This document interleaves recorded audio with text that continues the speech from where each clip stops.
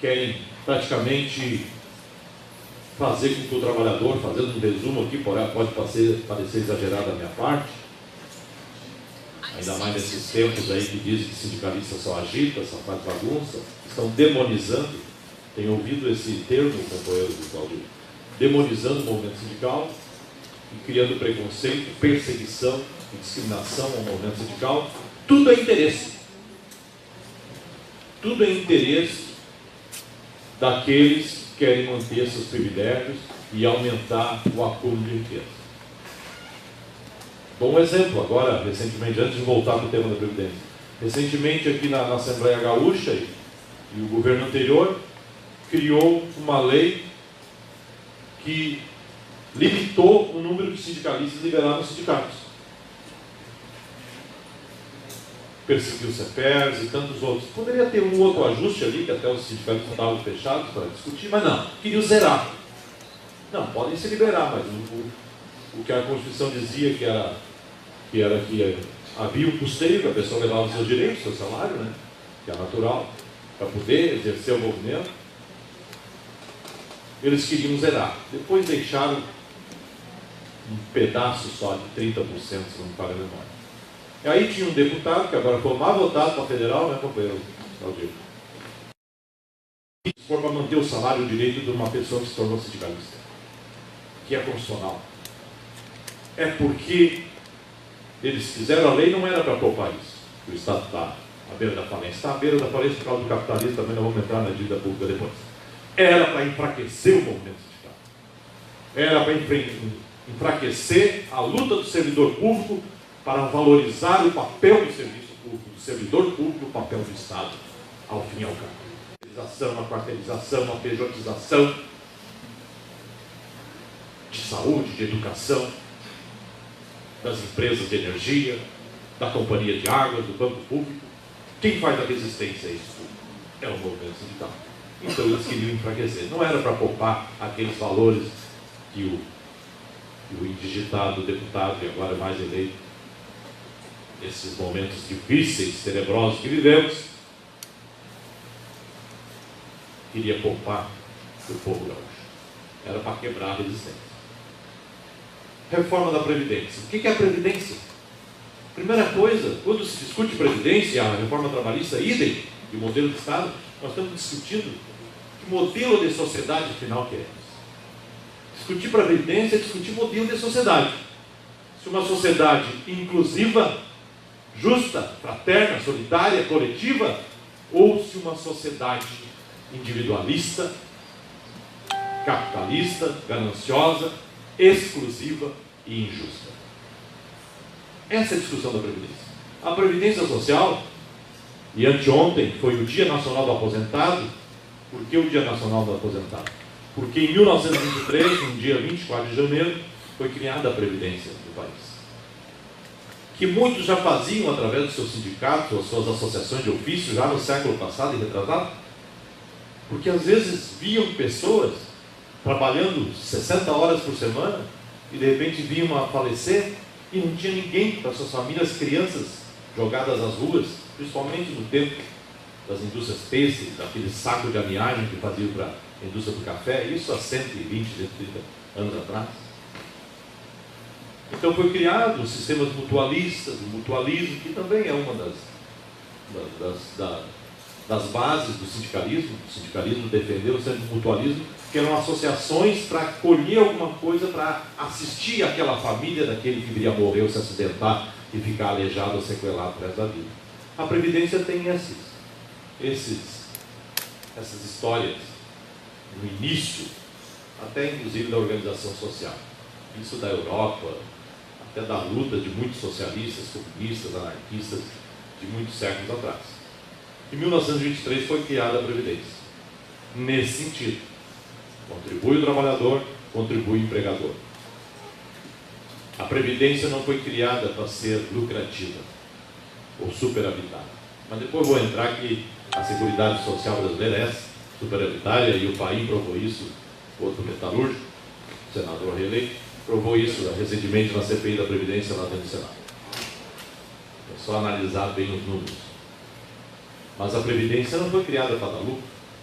Ela foi criada para organizar um estado onde talvez lá num fundo de uma fazenda ou de uma zona rural de Viamão, lá de Santo Antônio da Patrulha, tenha um colono com 70 e poucos anos hoje e que não fique à mercê da miséria ou da fome, ganhando seus 954 reais. Ou tenha um operário metalúrgico, um rodoviário, um comerciário que ficou a vida inteira atrás de um balcão, ou um trabalhador sapateiro lá de Campo Bom, que ficou atrás de um balancinho ou de uma máquina de costura a vida inteira e hoje ele está lá com 60 e tantos anos, às vezes adoentado por toda a vida de trabalho, e que não fica à mercê da miséria e da fome, ou da assistência social, ou de filas para buscar um rancho na prefeitura para poder se alimentar. Não, a Previdência Social é para isso, é para criar uma previsão, uma previdência, uma seguridade de que a pessoa tenha um mínimo de dignidade, em especial na sua doença, na sua velhice. Ela não visa lucro. O que está acontecendo hoje? De um lado estão os trabalhadores, estão os servidores públicos, como trabalhadores que são a classe trabalhadora. E o que aconteceu com a reforma trabalhista, que também, digamos, foi preparatória para atacar a Previdência Pública, foi lembrado aqui pelo companheiro Claudio, quando criaram terceirização, pejotização, trabalho intermitente. Tudo isso, trabalho intermitente é o cara trabalhar 2, 3 horas por dia, vai ganhar 200 pila por mês, 2, 3 horas por semana, às vezes até. Vai acontecer o quê? A Previdência não vai recolher. E a Previdência Pública começa a cada vez mais ter deficiência, ter dificuldade de se manter. De um lado estão os grandes banqueiros nacionais e transnacionais, os grandes especuladores, agiotas do Brasil e do mundo, seus fundos de participação, seus fundos de pensão, que querem privatizar a Previdência Pública. Querem dificultar a vida de quem hoje está no regime geral de Previdência e praticamente extingui-lo, porque é tudo que é proposta. Vamos pegar o trabalhador rural. O trabalhador rural tem que ser contribuição individual. E aumentar a idade, no começo era 60 a 65, agora fizeram ali, não vou entrar nesse detalhe, porque isso muda a cada... Agora está para vir uma outra reforma do capitão presidente. De outro lado, o trabalhador rural, então, tem que se aposentar com uma contribuição, falar em 25 anos, depois de uma pensão baixada para 15, e o trabalhador urbano, pagar, no começo era 49 anos, mas não sei se não vão ressuscitar essa proposta, ou pagar 40 anos, ou se quiser se aposentar, no caso, no mínimo por idade de 65 e 60, ou era homem e mulher 65, depois baixaram 65 e 62, que é o que está lá no Congresso no momento, mas pagar pelo menos 40 anos. Ou pagar os últimos 25 anos. Vocês sabem, os 25 anos de Previdência. Era 15, estão passando para 25. E todos sabem o que é o nível de informalidade que a economia brasileira caiu. Todos sabem o nível de desindustrialização. A nossa categoria em Campo Bom eram 15 mil trabalhadores há 20 e poucos anos atrás, 30 anos, hoje são 4.500. Sapateiros, eu vou falar da indústria para vocês compreenderem, porque também afeta os municípios. Metalúrgico também, provavelmente, né? Fábricas menores, menos carteiras assinadas, informalização, muitos autônomos que não contribuem. Isso tudo vai enfraquecendo a Previdência e acaba, nós temos dificuldade de ter chegado nos 60 e poucos anos e ter 25 anos pago, porque ficou desempregado, não tinha como contribuir. E às vezes ficou desempregado 1, 2, 3 anos, vocês devem ouvir isso no dia a dia de amizades, família. Ou então tocou uma coisa própria lá e não recolheu, e não dava, né? Tinha que comer. E aí praticamente cria uma não aposentadoria. Esse trabalhador não vai se aposentar jamais. De outra parte, nós temos a situação da ideia que está vindo aí, prestem atenção no Guedes, como disse o companheiro de mesa, da capitalização, da carteira verde-amarela. A capitalização é cada um fazendo a sua poupança para depois, não vai ter solidariedade, né, que o patrão não contribuirá com nada. A capitalização é cada um procura um banco, aí, um fundo qualquer, e esses bancos estão cada vez mais se expandindo. Eu sempre comento lá de forma um pouco mais descontraída, irônica, que o que mais cresce nas esquinas da minha cidade, não sei se aqui é assim, como sempre é farmácia, e agora que negócio vai emprestar dinheiro. Só no último ano apareceu 13 em Campo Bom, BMG, consignado daqui, consignado dali, estão catando o funcionário público na esquina para fazer um empréstimo. Pode pagar em 60 vezes, 72. Aí a Agiplan e banco digital, e vamos pegar dinheiro emprestado, tudo, e depois ali adiante oferecer aposentadoria também. Tudo do sistema financeiro. A nossa previdência, o futuro do idoso brasileiro, trabalhador, servidor público de Viamão, um operário, um agricultor, cairá na iniciativa privada. Vamos dar um exemplo da América Latina, que eu sou obrigado a dar. O país vizinho, quase vizinho, o Chile. Foi feito isso há 30 e tantos anos atrás. Hoje o Chile tem, nesse regime individualista, capitalizado, capitalista, os fundos de pensão cada vez mais ricos, e aí bilionários, meia dúzia de famílias ou de banqueiros e especuladores nacionais e internacionais, lá no Chile, e o aposentado ganhando pouco mais que meio salário mínimo. 90% das aposentadorias na faixa de quase um salário mínimo. E notícias tristes, né, de que o índice de suicídio dos idosos chilenos é um dos maiores do mundo, maior do mundo, porque eles não têm mais como sobreviver. Aí nós estamos falando da sobrevivência de um remédio, de um alimento, de manter a sua casa. Porque a capitalização provocou um rebaixamento geral das aposentadorias. Aqui não, aqui a gente tem garantia de um salário mínimo, os R$ 998 agora, que poderiam ter sido 1.100. Eu até digo para aqueles que ainda são simpatizantes do capitão presidente que ele não era obrigado a dar os 1.100, né? Eu tenho que falar o português, mas ele poderia ter mantido uma política mínima de dar um pouquinho a mais que a inflação, e teve tempo, até o Lula uma vez deu mais de 10% da inflação, uma política de valorização do salário mínimo. Ah, mas não tem recurso. Tá bem, então não tem recurso, mas não tivesse então permitido que o Eunice e outros lá votassem rapidamente os 16% dos caras que já ganham 33 pau, foram para 40 pau por mês. Não é verdade? Estava mais de um ano lá no Senado aquele negócio. Por que aceleraram ali? O Eunice chegou dizendo na televisão, não, nenhum presidente ligou, nem o atual, nem o novo.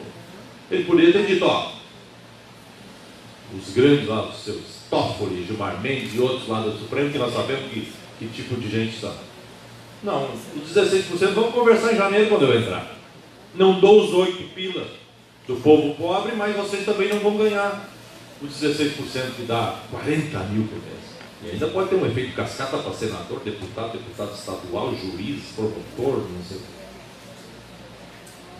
que. E lá se vai para a grande casta do funcionário público, não do trabalhador, professor, policial militar, das obras, da segurança, não, é para a grande casta que já ganha auxílio moradia, carro, assessor, cartão corporativo, não sei o que mais. Esse é o país. E ele não segurou, não teve peito para segurar, não. Deixa para janeiro quando eu entrar e nós vamos conversar. Não, foi 16% para ele.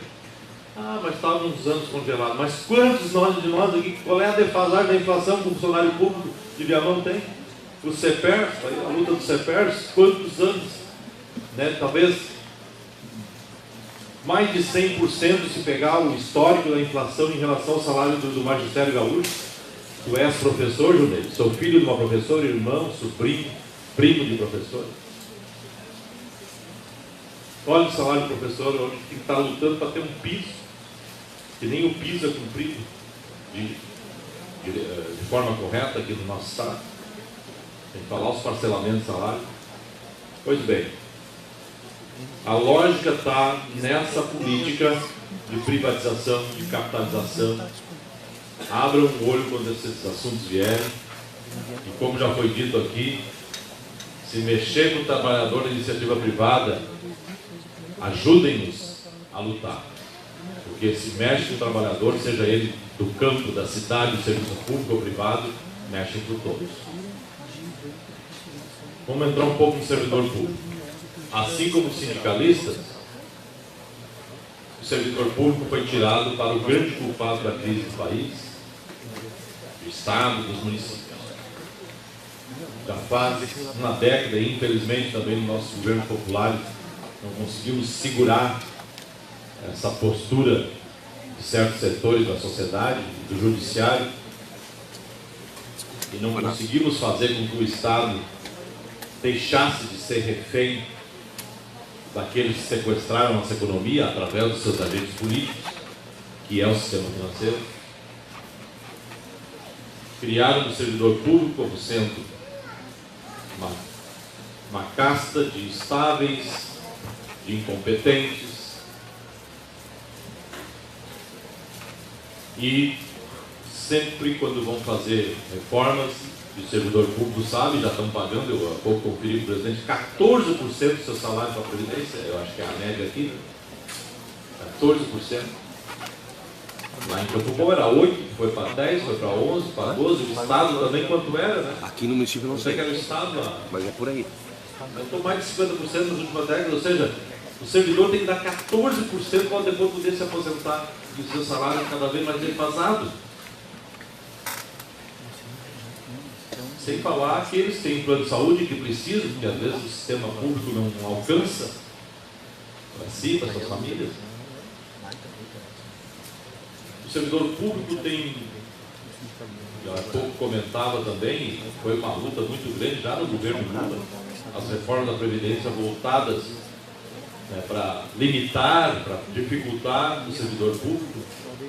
E eu tenho dito o seguinte, o sindicato que pode discutir, eu tenho dito o seguinte: a classe trabalhadora brasileira, e aí eu falo a classe trabalhadora como, de forma classista, a classe trabalhadora como um todo, os desempregados, os aposentados, os públicos, os privados, os do campo, da cidade, a classe trabalhadora nunca se negou. Está aqui uma liderança nacional da Midaput, nós da CTB, sou vice-presidente nacional fundador da CTB, que fundamos há cerca de 11 anos atrás, socialistas, comunistas, pessoal do campo. Nós nunca nos negamos a sentar na mesa e debater previdência. Até porque às vezes as pessoas vão envelhecendo mais hoje em dia e tem que conciliar a previdência, a sua cálculo atuarial com a idade das pessoas, a gente sabe disso.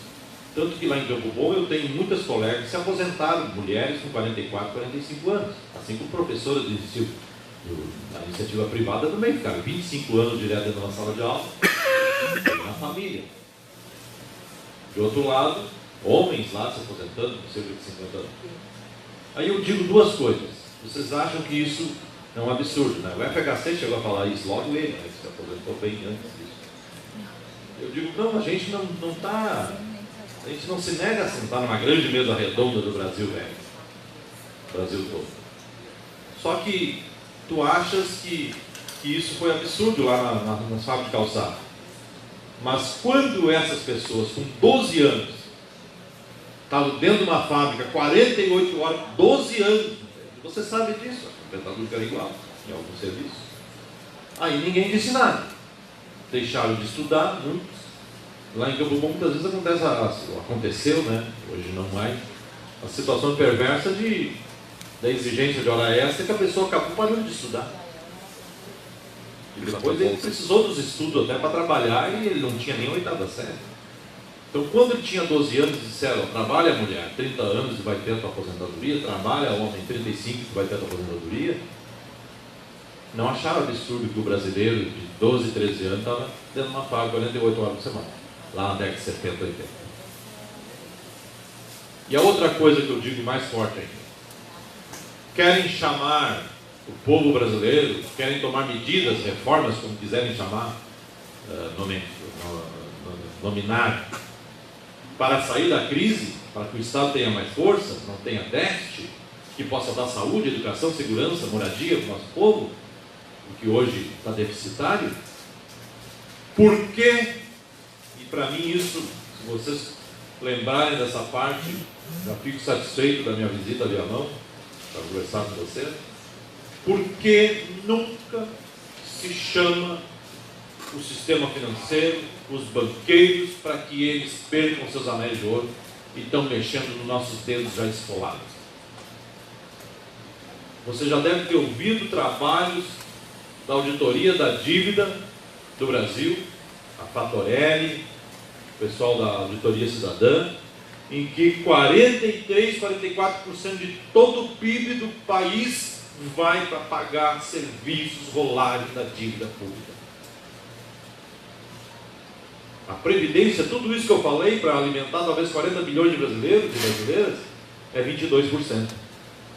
Para o sistema financeiro de meia dúzia de famílias privilegiadas, que já são bilionárias, talvez multibilionárias, não viraram os seus discursos, inclusive o novo presidente, Paulo Guedes, que inclusive vem desse setor financeiro, para tirar os privilégios do sistema financeiro. Vamos dar um exemplo. Grandes fortunas não são taxadas no Brasil. O imposto de renda, uma pessoa de 4 mil reais já está pagando 27,5, como o cara ganha 100 milhões por ano. Na Alemanha chega a 45%, que são mais milionários. Aqui não, o imposto de renda aqui é para trabalhador. Lucros e dividendos. Lucro e dividendos. O empresário tem o seu prolabore, mas o lucro que ele ganhou não paga imposto. E aí, seria 1 hora, 2 para falar de tudo que tem de privilégio do sistema financeiro. Basta vocês verem, não precisa ninguém ser advogado, economista aqui, para ver, fica devendo um ano R$1.000 no cartão de crédito, no cheque especial, se não vira R$4.000, 300%, 400%. Bota R$1.000 na tua poupança, dá 20 pila no ano. Ou no fundo de garantia, para quem anda em setor privado. Esse crédito bancário, um juros dos maiores do mundo, poderia aqui ler exatamente as tabelas, mas reflitam sobre isso, o poder, presidente, do sistema financeiro sobre a política do Brasil. E eles elegeram um ministro da Economia para ir nessa mesma lógica. Então, alto lá. Aqueles que hoje estão cheios de anéis de ouro e correntes de ouro não perdem nada. E nós que já estamos com mãos, dedos e braços escolados querem tirar mais. Essa é a lógica da política brasileira, que infelizmente nós não barramos no país. É momento dos sindicatos, e eu vou concluindo, ver a visão geral da sociedade. Se não vem a reforma da Previdência, do funcionalismo público, fazendo que trabalhe até os 65 anos e tem que pagar 40 anos, vão chegar a 16% daqui a pouco nossas cobranças, e não tem limite. Crie uma carteira verde e amarela para capitalização, para os bancos ganharem mais dinheiro, impedindo praticamente que a pessoa tenha uma aposentadoria digna, se tiver, se puder pagar a vida inteira um valor. Então nós precisamos se unir. O sindicato tem que chamar a sua categoria, como já foi dito aqui, chamar os jovens, as mulheres, os aposentados, todas as categorias, fazer comissões do sindicato. Nosso sindicato, o estatuto tem coordenação, conselho de aposentados, de jovens, de idosos, de debate à comunidade LGBT, os portadores de deficiência, a igualdade racial, incluir a todos da categoria. Eu vi que uma grande eleição que vocês tiveram, fizeram o dobro da chapa da situação, mas tinha quase 800 e pouco para votar e veio a metade, porque não havia, a categoria ou era impedida ou não se sentia animada em volta do sindicato. Então nós precisamos de todo mundo. É como diz o Beto Guedes, na sua música, Sal da Terra. 1 mais 1 é mais do que 2. Vamos precisar de todo mundo. Mexe. Esse é o Beto. Beto Guedes é um grande artista brasileiro da MPB. Então o municipário de Viamão tem seus direitos mexidos. Chame os sapateiros de Campo Bom, chame os metalúrgicos de Porto Alegre, nós estaremos aqui. E também vocês têm que estar participando dessas lutas, aqueles que são centrais, as federações, participar das lutas que é de toda a classe trabalhadora, para discutir o modelo de sociedade. Assim nós teremos a Previdência Social preservada. Não pude nem falar muito da reforma trabalhista, mas tentei misturar um pouquinho ali. Saibam que nunca foi tão necessário ser lutador social, ser sindicalista, fortalecer o sindicato na quadra histórica do nosso país. Muito obrigado.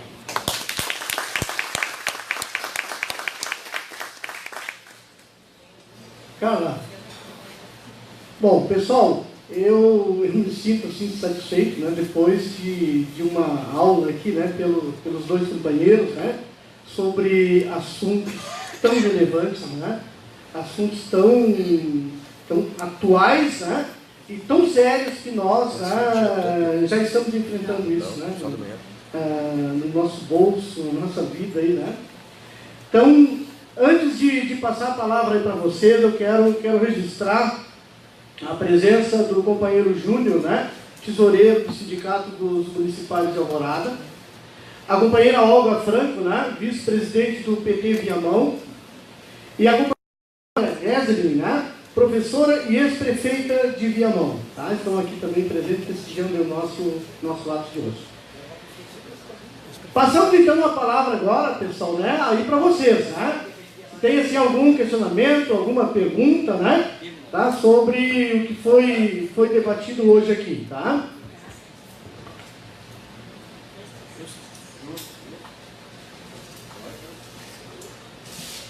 Intervenções rapidinho. E dizer da satisfação que é a eleição do Sínvia aqui em Viamão. Aquele sindicato até anteontem representava aqui na cidade o comodismo do sindicalismo brasileiro, o economicismo, e aqui nem isso fazia, nem a questão econômica discutia. Então, Junei, acho que em nome do teu nome, em nome da Tinoco, acho que o sindicalismo de Viamão engrandece quando a gente sabe dessa eleição, e já estão dizendo na cidade a volta do Junei. Então isso tem um simbolismo muito grande. Eu só quero lamentar que o tempo é pouco, né? Eu queria ouvir aí do Tex, né? Para a gente poder ir, tem a companheira Tênia também que vai falar, né?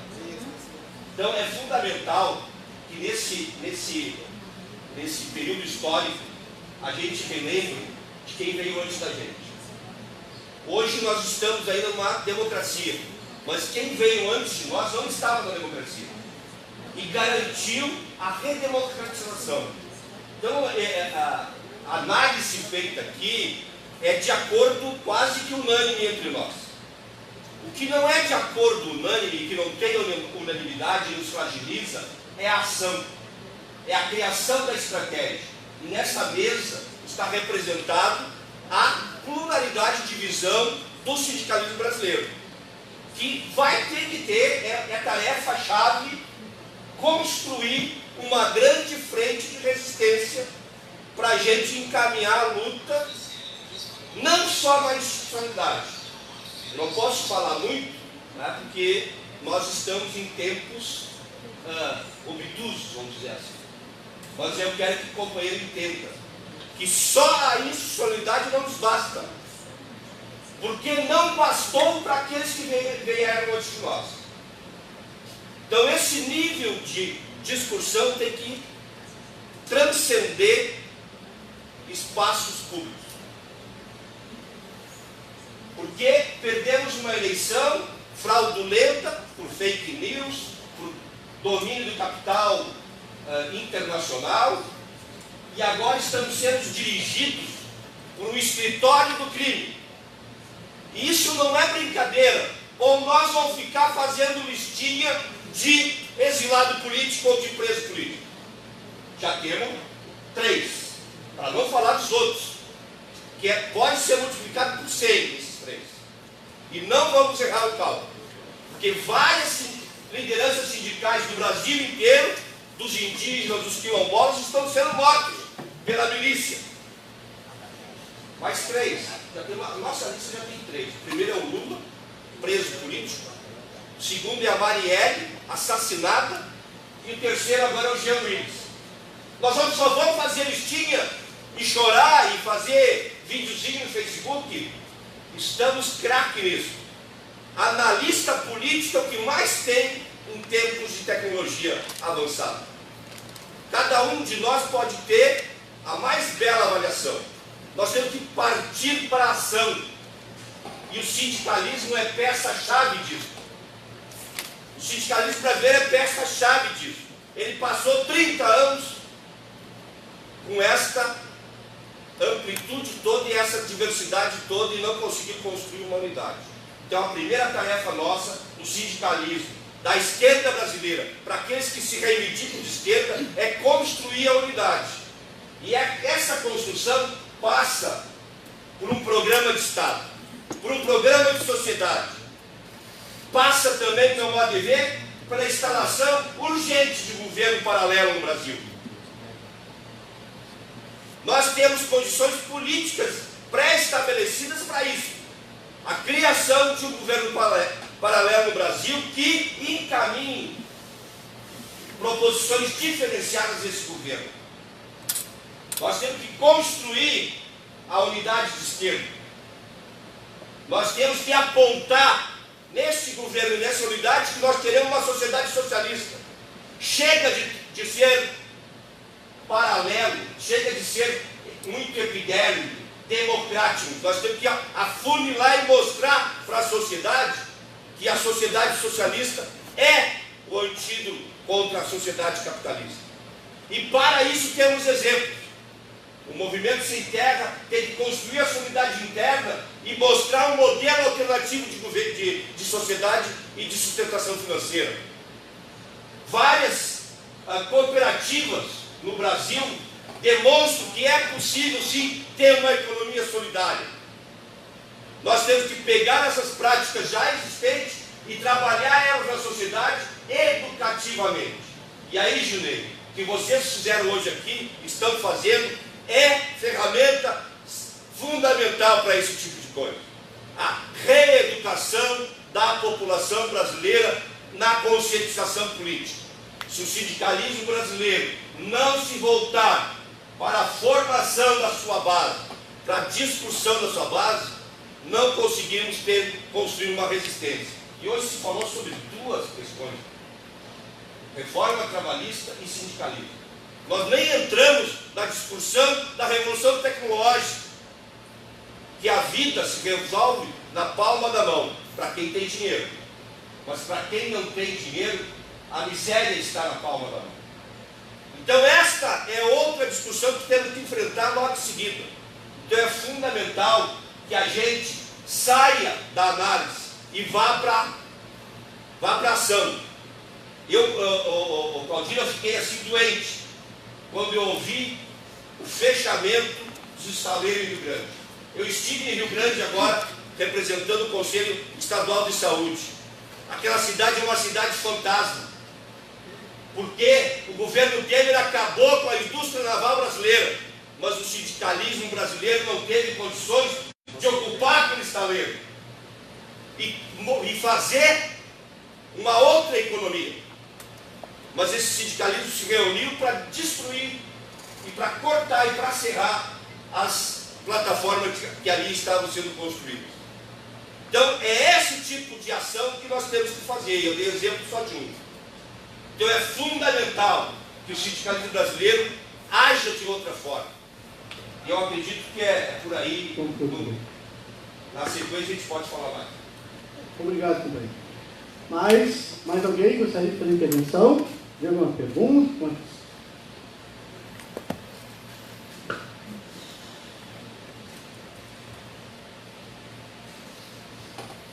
Bom dia a todos. Meu nome é Leonise Michele, 20 anos aí servidora municipal aqui, né? Representando a categoria dos vigilantes. Né? A gente sabe que a nossa segurança está um caos, né? Não só a nível municipal, mas eu quero dizer que hoje eu estou muito satisfeita, né? Contente também, de certa forma, de ver aqui algumas pessoas que ajudaram, né, a construir a minha formação, porque posso dizer assim, como foi bem dito aqui na mesa, muitas vezes tem muitos servidores que não querem nem saber de política, né? Somos alienados, e eu posso dizer que no início lá da minha caminhada eu era uma alienada política. Veja aqui a dona Esther Hessler, né, que foi alguém que eu comecei a caminhar, a trabalhar junto, né, na então Secretaria de Governo, e a partir desse, e muitas outras pessoas que ao caminhar, a própria Nelsa Nespolo, né, que me ajudou a ver uma outra economia que é possível, né, trabalhando na economia solidária, que isso também houve um crescimento, mas lá atrás ainda, com o Movimento Sem Terra, sim, né, porque meu esposo, né, veio militante do Paraná, nasceu, né, debaixo das barracas, também sofreu na pele, os pais são agricultores, assentados. Então, eu acho assim que, e hoje vendo muitas referências aqui, na minha vida, né, hoje sindicalista, né, convite também lá do Centro-Celista, através do PSB, né, dos socialistas. Então, eu acho que isso vai nos dirigindo, vai nos encaminhando e a gente tem muito que aprender, né. Eu acho que eu sou muito nova ainda, né, mas eu creio que a gente traz uma certa bagagem, né, de alguns companheiros aqui e companheiras, e eu creio que nós temos muito essa nova gestão na pessoa do Junei, né, que lá atrás já representou muito, né, para nós, na pessoa da Tinoco também, que veio somar nessa caminhada. Eu acho que a gente tem muito que buscar, como foi dito aqui, a nossa luta maior aqui do Sindicato de Viamão, e eu acho que o estopim, para que, como bem disse o Itamar, né, para a gente agir, porque a gente ficou muito acomodado durante o tempo, né, muito acomodado, a gente via as coisas acontecendo, a gente sabia que tinha que fazer algo, mas ninguém tomava frente, né. E eu acho que sim, que o estopim foi esse plano de carreira, né, que foi goela abaixo, né, porque a gente não tinha representatividade aqui na Câmara de Vereadores, né? Era pouca, a oposição era pouca, e passou goela abaixo um plano de carreira aí que não era o que nos representava. Então a gente vai ter muito trabalho aí pela frente. Agradeço a presença de quem veio e dos futuros municipais que vão se somar nessa caminhada.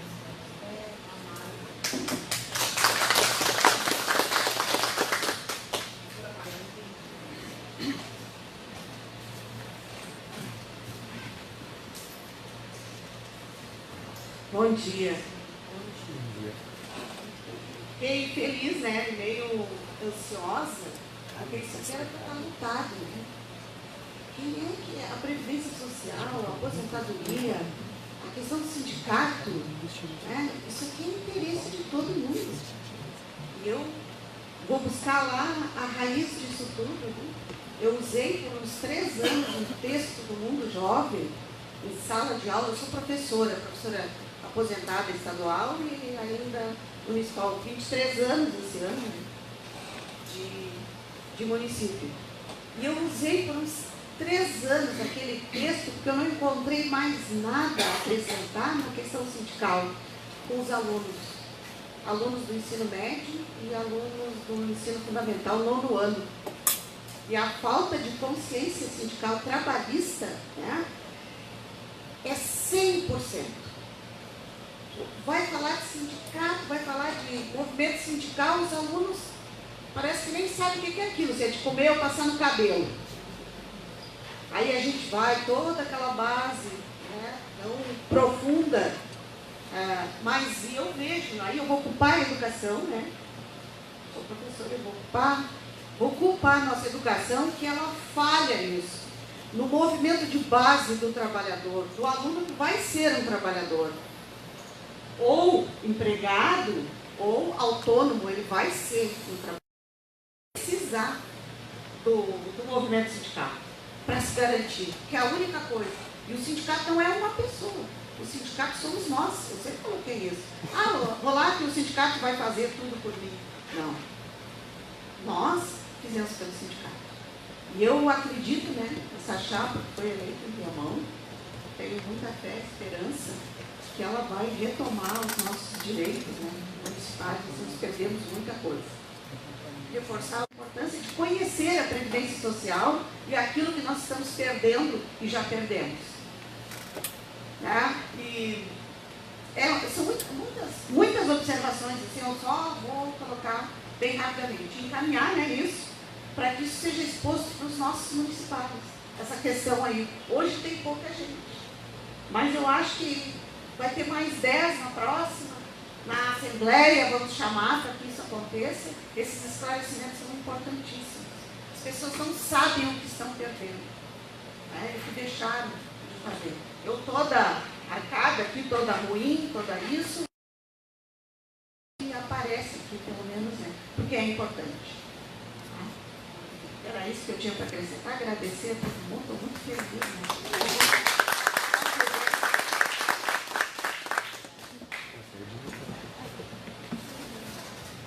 Mais alguma intervenção?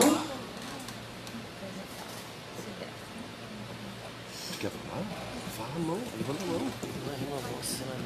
Bom dia, meu nome é Manuela, eu sou MEI Paga 6, que tem um potencial para organização, que durante a construção dos edifícios próximos ao estádio do Grêmio, trouxeram os trabalhadores da Bahia e eles passaram frio no inverno gaúcho. Eles conseguiram se organizar, botaram fogo nos abrigos que tinham sido construídos. Só que não são trabalhadores organizados, eles não têm sindicato, eles não têm uma organização formal e não têm uma consciência política, a maior parte.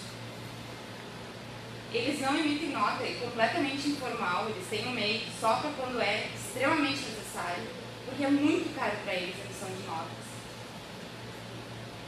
E isso é um potencial a ser explorado, porque o custo de uma obra parada é gigante, são equipamentos, são materiais que estragam. Um dia de chuva numa obra é uma coisa que o construtor lamenta. Então, operários parados na obra seria uma tragédia. Seria isso.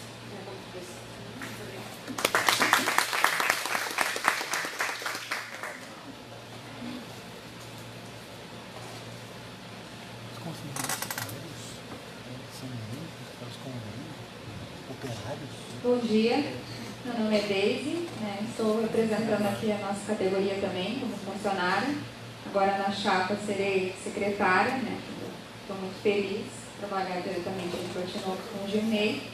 E quanto ao nosso assunto, assim, eu acho que a gente conversou um pouco sobre os sindicatos, sobre suas reformas. Eu queria dizer que para mim, apesar de estar vindo assim de uma família que aqui em Viamão a gente até conhece, minha mãe sempre foi sindicalista, minha irmã lá em Porto Alegre, a Adriana Aquiles, a Wanda Aquiles. Então, mas eu sempre fui mais, como nós estávamos falando ali, dos bastidores, né, apesar de estar envolvida. Então, hoje eu queria dizer que até me motivou bastante a fala aqui. Né, eu estou sempre envolvida, agora até esse ano, até a minha própria mãe disse, como é que tu está colocando até, se expondo mais, né, como o colega ali falou, que às vezes a gente não se coloca. E muitas vezes as coisas estão, como a gente está reclamando tanto, muita gente aí, mas não faz nada. Muita gente diz, o salário, eu vejo colegas, né, estou há 17 anos a fazer agora em abril na prefeitura, eu disse, mas eu também sempre tentei fazer quando me chamavam, mas não, acho que a gente tem que ter essa iniciativa. E foi o que aconteceu, uma conversa dentro da biblioteca, lá com meus colegas, a gente começou a ver como é que estava a situação novamente do sindicato, porque eu já tinha sido da outra gestão, mas acabei me desmotivando e tudo. E aí eu disse, está na hora da gente fazer alguma coisa. Eu acho que essa fala que eu escutei hoje aqui, toda essa motivou mais ainda, e eu quero levar daqui para outras pessoas que eu estou tentando também com isso, dizer, não pessoal, não é só na hora que tem benefício, que nem minha mãe dizia, a gente batalhou uma vez lá por causa do vale alimentação, aí não tinha meia dúzia na Câmara, aí quando chegou na fila, que era na época ali com o Banrisul ali, era aquele monte de gente, né? Então o pessoal, isso também às vezes desmotiva, mas também faz parte, como o colega falou.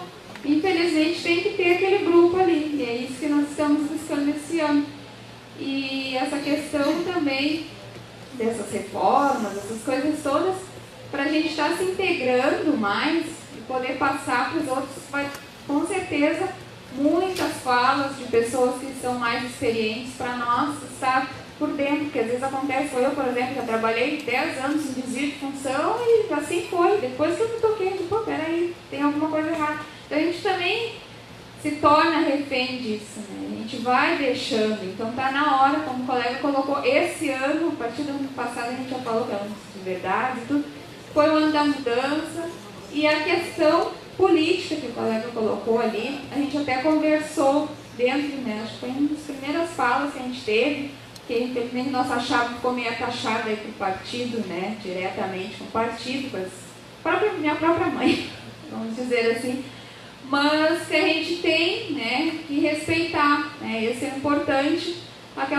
Cada um tem seu posicionamento, principalmente político, mas eu vi que é importante também.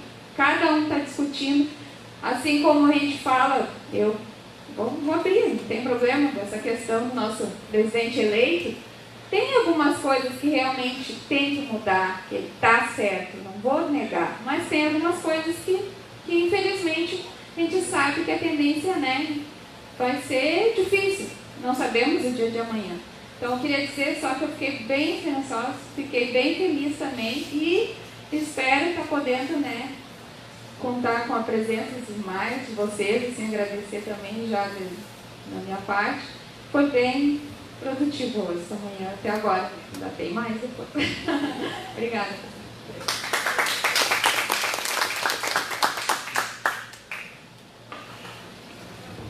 Bom, pessoal, assim, mais alguma intervenção?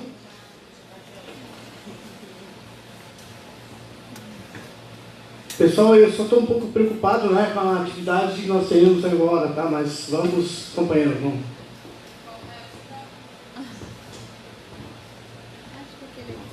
Bom dia, pessoal. Eu faço parte do Fortalecer Pessoal de Viamão. Atualmente eu sou coordenadora das mulheres, faço parte do grupo de coordenação das mulheres em Porto Alegre. E eu vim falar sobre a questão principalmente da Previdência e em relação à frente de esquerda de sindicalismo. A Previdência, o sindicalismo, vou começar com o sindicalismo. O sindicalismo, apesar de a gente saber que ele é pluripartidário, obviamente vão ter pessoas dentro do sindicato que são partidárias. E dentro disso a gente sabe que o sindicalismo é muito importante para a nossa conscientização dos trabalhadores e para que eles vão para as ruas, para que eles tenham consciência que o trabalho deles é importante e, de certa forma, mais importante do que os patrões, como o nosso presidente falou, que é difícil ser patrão no Brasil, mas não, na verdade é difícil ser trabalhador, porque o trabalhador recebe pouco e o sindicalismo, então, precisa fazer toda essa luta. A Previdência, eu senti falta um pouco aqui da questão de que a gente sabe que nós estamos aí nós vamos ter, então, a votação do presidente da Câmara do nosso país, e o Maia, que foi apoiado pelo nosso presidente, ele é um dos maiores apoiadores da reforma da Previdência. E em relação à frente de esquerda, nós temos que... não adianta só a gente ficar só na falar, né? Nós somos de tal partido e nós queremos fazer uma frente de esquerda importante para que a gente combata essa oposição, para que a gente combata o nosso presidente, que a gente sabe que não está lá pela classe dos trabalhadores. Então, essa frente de esquerda tem que ser, de certa forma, de todos os partidos de modo geral, porque a gente vê que alguns partidos de esquerda, e eu fico um pouco decepcionada, apoiou a Câmara, o presidente apoiou o Maia, que quer fazer parte da Câmara. E, a partir disso, a gente começa a perceber que, depois disso, vamos ter consciência de que provavelmente ele se eleja. É a partir daí que a reforma da Previdência vai ter muito mais força. Então é a partir daí que a gente tem que se falar como pessoas que têm ideologia, pessoas que são de partido e pessoas que têm que ter consciência de que lado certo que a gente está. Se a gente quer fazer uma oposição, a gente tem que estar do lado certo, a gente tem que estar do lado dos trabalhadores, a gente tem que estar do lado do sindicalismo, a gente tem que estar do lado dos movimentos sociais, a gente tem que estar do lado das mulheres, porque a gente sabe que o Brasil não tem igualdade de gênero, a gente sabe que nós mulheres sofremos muito no nosso país, no nosso mundo de modo geral, e que a Previdência queria fazer com que as mulheres, olha só que ironia, queria fazer com que as mulheres tivessem a mesma idade para se aposentar. Então aí a gente sim teria uma igualdade, porque a gente poderia trabalhar a mesma idade que o homem, Por que a gente não fala de igualdade de outro modo? Por que a gente não fala da igualdade do índio, da igualdade dos LGBTs, da igualdade do pobre? Por que a gente não se coloca, então, na rua como classe trabalhadora, como classe que tem o direito de ter as mesmas coisas que a classe mais burguesa da sociedade? E eu não digo em questão de questão de consumo, eu digo de questão de igualdade, de poder ir no posto de saúde e ter um acesso a medicamentos, de ir para a educação e ter um professor que gosta de estar lá porque é aceito pela sociedade e não como um perigo para a sociedade, porque a gente sabe que o professor é quem constitui a nossa sociedade. O professor atualmente é um dos que mais sofrem, apesar de ter nós temos muitos ataques, né? Não é só os professores, mas infelizmente é o ataque que eu tomo como pessoal também, porque eu vou me formar como professora. A gente tem professores aqui, no nosso grupo que eu faço parte do pessoal, nós não somos classe burguesa, eu digo pelo nosso aqui de Viamão, somos trabalhadores de todos os modos, estou estudando, tenho que trabalhar para conseguir estudar. Então eu só queria fazer essa pergunta, porque como a gente falou da Previdência, a gente tem que ter a consciência de que para lutar contra a Previdência, a gente tem que lutar contra o mar e aí fazer uma oposição de modo muito mais certo, do lado certo. Então é isso.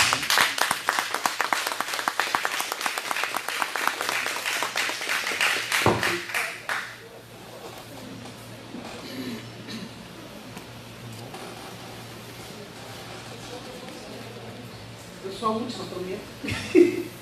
Não, eu não queria perder a oportunidade pela representação que a gente tem aqui hoje, né, de lideranças e colegas de trabalho, de fazer uma reflexão da relação, Junei, do sindicato para fora do sindicato.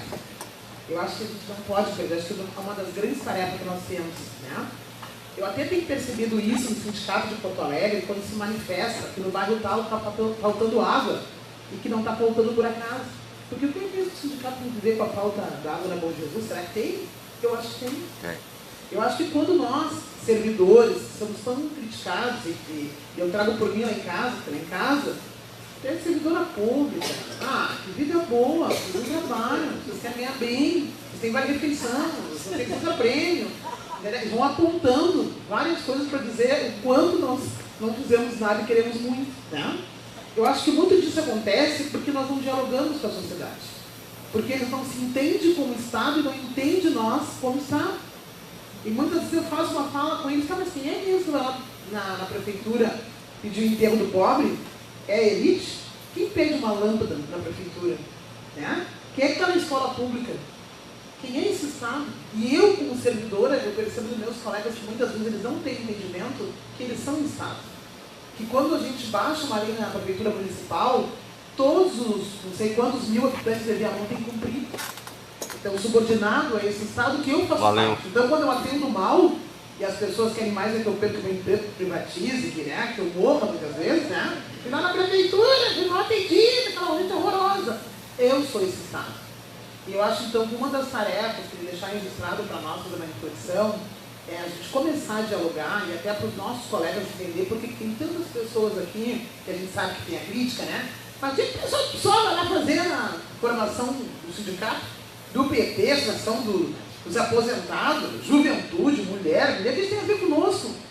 Nós temos que entender que tudo isso está muito ligado, que tudo isso, sem andar junto, não funciona, e talvez um dos grandes fracassos do Estado é não reconhecer todos esses entes como Estado. E a gente trabalhar separado. Então, assim, abrir para fora o debate, né? Com os diversos atores, né? Seja da empresa privada, com o dono do supermercado, com a menina da economia solidária, né? Com o morador de rua. Se a gente conseguir fazer esse diálogo, eu acho que a gente consegue fazer uma outra caminhada. Então, é nesse sentido que eu queria fazer esse registro, que eu tenho uma expectativa muito grande como secretária de formação de puxar isso dentro do sindicato. Que a gente fale com as pessoas, a gente não fale só entre nós, né? E que a gente tenha entendimento enquanto servidora que a nossa tarefa não é só discutir por melhores salários, por vale refeição, isso é importante. Mas se a gente se preocupar com o país, com a cidade, com o município, a gente automaticamente o caminho foi ter um mundo melhor. Obrigada.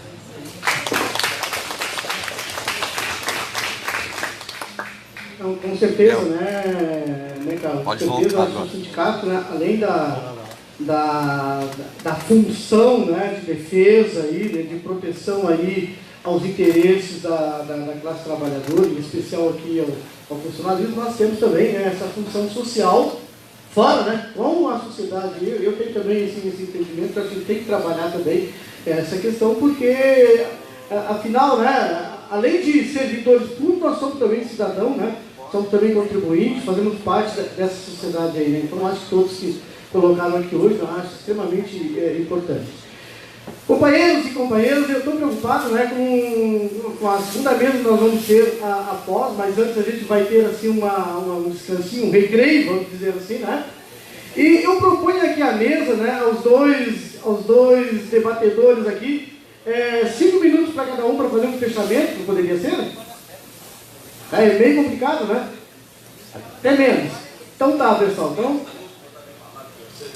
Vou dar um tempo, então, 3 minutinhos, pode ser? Então tá, 3 minutos aqui para a mesa, aqui, né, para cada um dos companheiros, e depois nós vamos descansar um pouquinho, fazer um recreio, depois nós voltamos com a nossa segunda mesa aí, né, que é de extrema importância para nós também, né, que vai tratar das experiências, né, que os companheiros têm lá nos seus sindicatos, né, que vai ser uma questão extremamente importante para nós.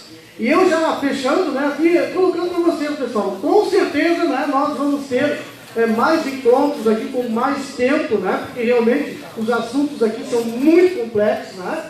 E com certeza a gente vai estar incomodando vocês novamente, né? Para que a gente realmente busque mais ferramentas, mais, né, meios aí para enfrentar toda essa situação que nos desafia, nos explora tanto, tá? Então eu passo a palavra aqui para o companheiro. Pode ser o companheiro? Isso, vamos fazer o contrário aí, né? Companheiro Felipe aí, tá? 3 minutinhos, vamos lá. Valeu, presidente, obrigado a todos. Deixar também a saudação ao Itamar, a Dionísia, a Mara, a Manuela, a Deise, a Carla, a jovem Larissa. Eu penso que Larissa é uma jovem importante da luta das mulheres também, né? Pelo que vi, ela está na luta das mulheres e ela trouxe esse corte aqui que é importantíssimo. Eu até faço um registro, depois quero mandar uma correspondência, já comentei com o presidente, com a Denise. Houve uma eleição dos sapateiros operários de Campo Bom, do calçado, na semana passada, e pela primeira vez na história de quase 60 anos, o sindicato completará 60 anos em 18 de abril, pela primeira vez as mulheres, companheiras mulheres, serão a maioria no Conselho Geral. 16 mulheres e 14 companheiros homens. E também há lá uma obrigatoriedade de cota de juventude, 1/3 da chapa também são jovens. Nós colocamos lá 30 e poucos anos, né? Mas lá tem jovem até de 80 anos lá. Nosso Conselho dos Aposentados tem um companheiro de luta lá de panfletagem na frente da fábrica, seu Luizinho, tem 81 anos de idade. E nós temos o Conselho dos Aposentados. O nosso tem 96. Então a gente fica, e temos que chamar todos para a luta, né? Então, Itamar, é isso mesmo, nós temos que buscar a ação, obviamente que a mobilização dos movimentos sociais, e muitas vezes a luta faz a lei, né? A gente sempre diz, a luta faz a lei, a frente ampla de partidos, a frente ampla do sindicalismo, a frente ampla dos movimentos sociais, todas essas ferramentas serão importantes nessa quadra que estamos. E, obviamente, companheiros, há situações, há debates da forma da ação que são divergentes muitas vezes. Mas há bandeiras principais que nós empunhamos que nos unem. Em especial, sim, e tem que fazer esse debate mais profundo. Eu acho que a história brasileira se prescinde de não ter experimentado um debate mais profundamente sobre a sociedade socialista. Tem que aprofundar esse debate.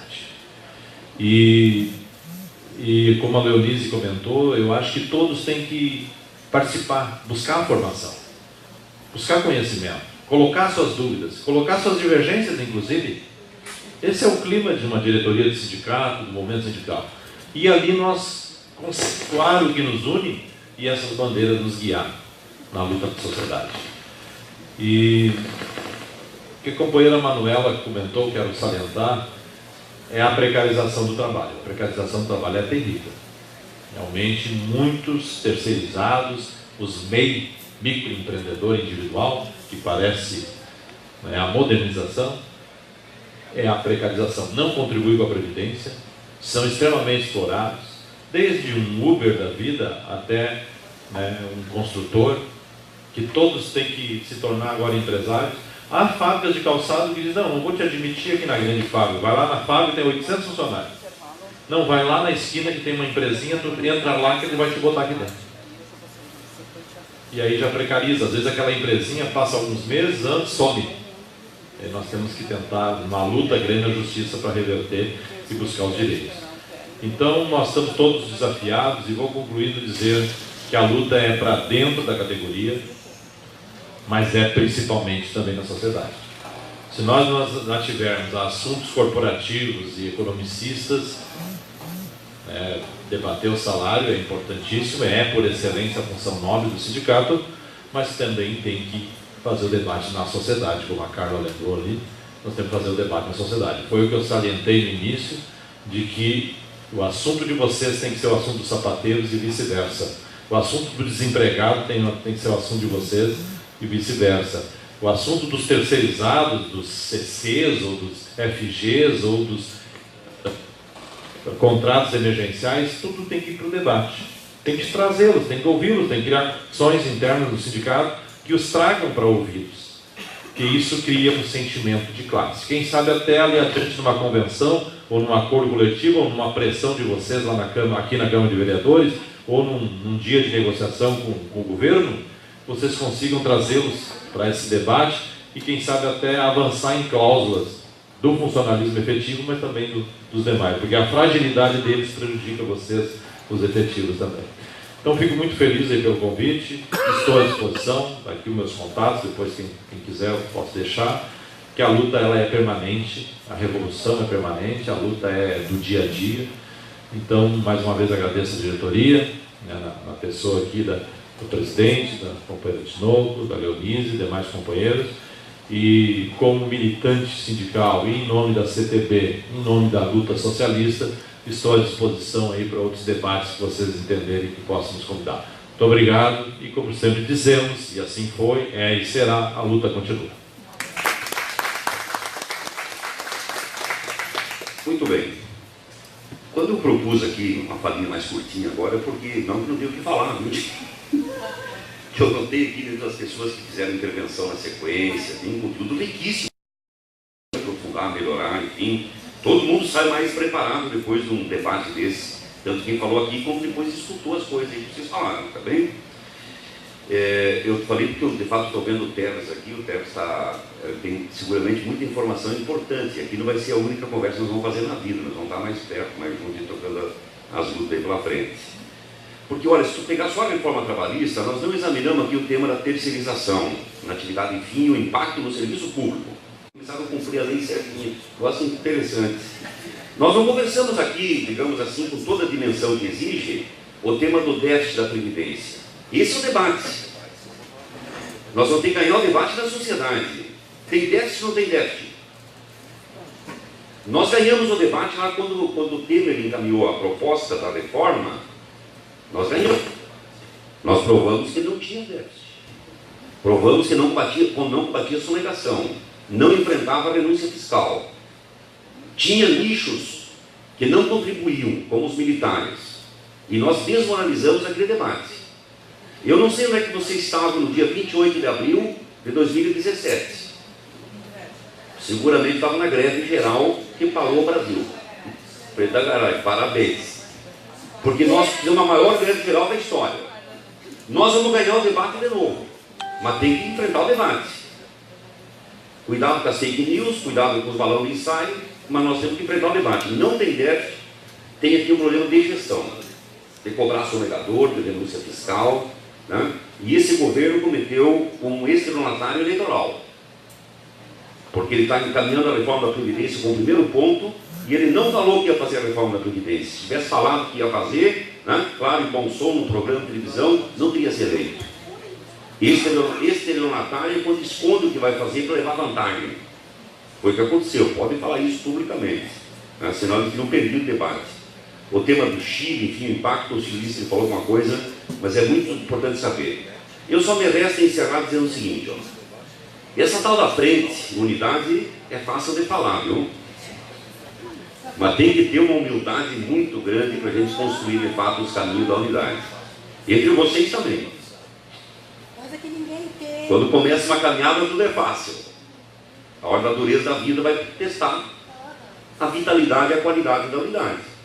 Então tem que vigiar muito por isso, tanto para dentro como para fora. Nós estamos fazendo um esforço danado para ter unidade da classe trabalhadora. Dia 20 de fevereiro vamos reunir em São Paulo, todas as centrais sindicais. 20 de fevereiro, todas as centrais reunidas em São Paulo, encontro da classe trabalhadora, para ver como nós vamos derrotar esses ataques aos direitos dos trabalhadores. Mas eu quero dizer para vocês que não é muito simples, é mais fácil falar da unidade do que fazer. Tem muito interesse, tem muito, enfim, é um tema que é histórico da luta dos trabalhadores, não é de hoje, não vai encerrar agora. E encerro, portanto, só fazendo um convite. O convite que esse 8 de março vai ser muito importante. Vocês analisem depois na sequência, já teriam tomado posse. O 8 de março é o momento da retomada das lutas das ruas de massa. O 1º de maio terá um caráter extraordinário, que atenta ao sistema, que são espaços fundamentais para trabalhar a agenda unitária. E a CUT tem um Facebook muito atualizado, são 5, 8 notícias por dia. Então, se informe lá, quem queira, fique à vontade, curtam lá o Facebook da CUT-RS, né? Curtam ali, que vocês vão ter acesso a muita informação que não é panfletária, não é um discurso panfletário, mas são documentos de análise, dados estatísticos, síntese, que permite você fazer uma fala mais organizada, mais fundamentada a respeito dos enfrentamentos que tem pela frente. Muito obrigado, na luta estamos sempre juntos. Boa sorte. Bom, colegas, conforme eu já tinha colocado aqui, né, eu acho que hoje foi uma aula muito importante para nós aqui, né, foi muito esclarecedor, né, e aí eu concordo também aí com a companheira Deise, né, e realmente, né, a gente fica mais à vontade, né, a gente fica, parece que mais leve, né, porque os compromissos aí são muito grandes, os desafios são muito grandes que nós vamos enfrentar, né? E com certeza, né, nós temos que construir sim a unidade, né, porque sozinhos nós não vamos conseguir enfrentar, né, esse grande temporal que nós temos aí pela frente, né? Então eu quero agradecer aqui ao Claudir, quero agradecer aqui ao Celice, né, por ter vindo hoje aqui, né, como disse, fevereiro, um sábado, né, poderiam estar em outros locais aí, né, desfrutando aí com as suas famílias, né, mas hoje junto conosco acreditam, né, nessa nossa causa. Então eu quero agradecer e com certeza nós vamos nos encontrar muitas e muitas vezes aí para a gente construir sim as estratégias, né, para nós fazermos aí a ação sindical, né, que realmente aqui em Viamão principalmente, né, principalmente no funcionalismo, né, a situação está muito complicada, né, e a gente vai precisar muito de contar com vocês, com certeza, né, e todos os companheiros que estão hoje aqui também, né, que vieram aqui também, né. Bom, companheiros, então eu quero convidar vocês aí para um pequeno recreio, tá, tem ali uma merendinha ali, tá, vamos saborear um pouquinho, tá, convido a todos vocês aí, tá, vamos lá, tá, para todos aqui, né. Certo? E depois então nós vamos ouvir aí os nossos companheiros aí. A gente já volta na sequência.